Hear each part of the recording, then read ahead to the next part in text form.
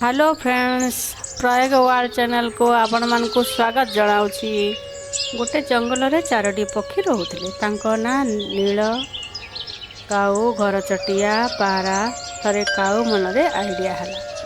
छोट छोट छुआ माने लोक माने सरस्वती पूजा करी खुशी मनाउछन्ति। आमे माने सरस्वती पूजा कले केमिति हुअंता।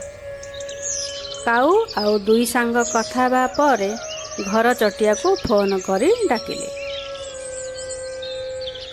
काऊ घर चटिया आसिला परे एमाने सरस्वती पूजा किपरि करिवे से विषय निष्पत्ति नेले।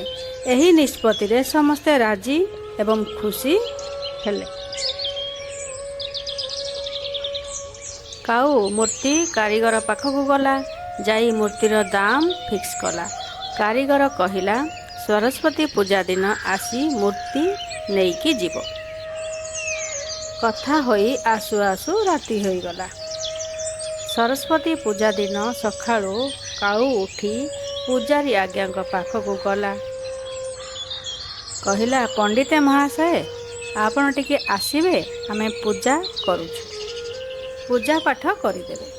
पूजारी राजी हेई आसीबा पय प्रस्तुत हेले। मूर्ति कारीगर पाखक जाई कथा होई किबा मूर्तिर दाम दे सगड़ गाड़ी रे नहीं आसिले।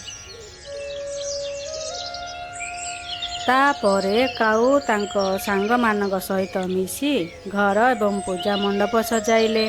मंडप सजा हे सारिबा परे पूजारी नना आसिले।